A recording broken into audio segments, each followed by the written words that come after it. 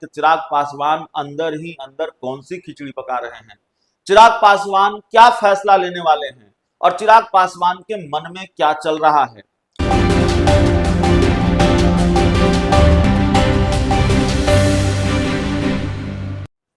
नमस्कार, आप देख रहे हैं रवजी लाइव और मैं हूं अभिषेक मिश्रा। देखिए, चिराग पासवान लोक जनशक्ति पार्टी रामविलास के राष्ट्रीय अध्यक्ष और केंद्रीय मंत्री चिराग पासवान को लेकर आज पूरे बिहार के मन में ये सवाल है। हमारे और आपके जहन में सिर्फ ये सवाल नहीं है, जो ज्यादातर दर्शक हैं या बिहार के लोग हैं, यहां तक कि चिराग पासवान की पार्टी के जो नेता कार्यकर्ता हैं, उनके मन में भी ये सवाल है कि चिराग पासवान अंदर ही अंदर कौन सी खिचड़ी पका रहे हैं, चिराग पासवान क्या फैसला लेने वाले हैं और चिराग पासवान के मन में क्या चल रहा है।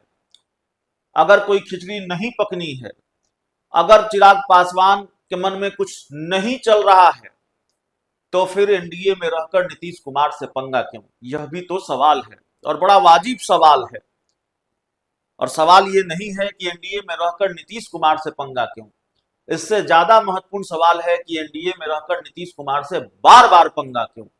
राजनीति में संयोगों की गुंजाइश नहीं होती और संयोगों का सिलसिला जब लगातार चलता रहे तो समझिए राजनीति किसी खेल की तरफ बढ़ रही है। और खासकर बिहार की राजनीति का ये अंदाज और मिजाज है, बिहार की राजनीति की ये प्रकृति है, नेचर है। चिराग पासवान की पार्टी जाति गणना, जिसको नीतीश कुमार अपनी उपलब्धि मानते हैं, जिसको जेडीयू अपनी उपलब्धि मानती है, उसको चिराग पासवान की पार्टी के सांसद अरुण भारती बहुजनों के साथ धोखा बताते हैं। और उसके बाद चिराग पासवान कहते हैं बिहार में कानून व्यवस्था ध्वस्त है। चिराग पासवान ने कुछ गलत नहीं कहा, ये हम बिल्कुल नहीं कह रहे हैं कि उन्होंने कुछ गलत कह दिया। बिहार में कानून व्यवस्था ध्वस्त नहीं है। अगर घटनाएं होंगी तो सवाल उठेंगे, पुलिस प्रशासन पर भी सवाल उठेंगे, सरकार जो सुशासन का दावा करती है उस पर भी सवाल उठेंगे। लेकिन अगर गठबंधन का कोई सहयोगी दल बहुत साफ लहजे में और ऐसे वक्त में जब कोई दूसरा सहयोगी दल ये कहने की हिम्मत न जुटा पा रहा हो और चिराग पासवान कहें कि बिहार में अपराध बढ़ा है, उनकी पार्टी के सांसद कहें कि बिहार हर तरफ लहूलुहान है, चिराग पासवान कहें कि बिहार में कानून व्यवस्था ध्वस्त है, तो जाहिर तौर पर यह सवाल उठेंगे कि आखिरकार चिराग पासवान के मन में क्या चल रहा है।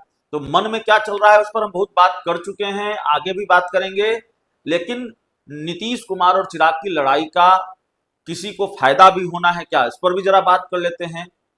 तो देखिए, नीतीश कुमार और चिराग पासवान की लड़ाई से उपेंद्र कुशवाहा और जीतन राम मांझी को फायदा हो सकता है और बहुत बारीकी से उपेंद्र कुशवाहा और जीतन राम मांझी इस लड़ाई पर नजर बनाए हुए हैं।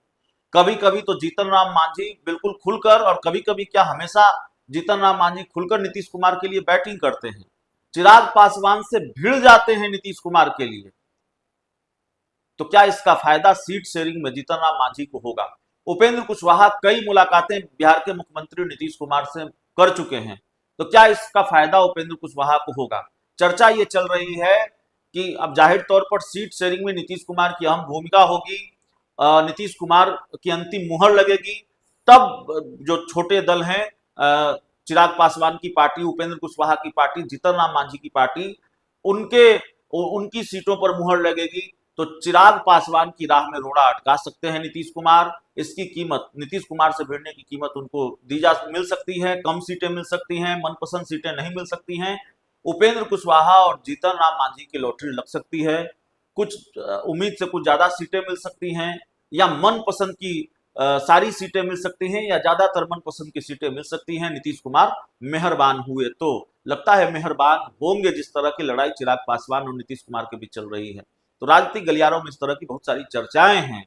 इस पूरी रिपोर्ट में इतना ही। बहुत बहुत धन्यवाद।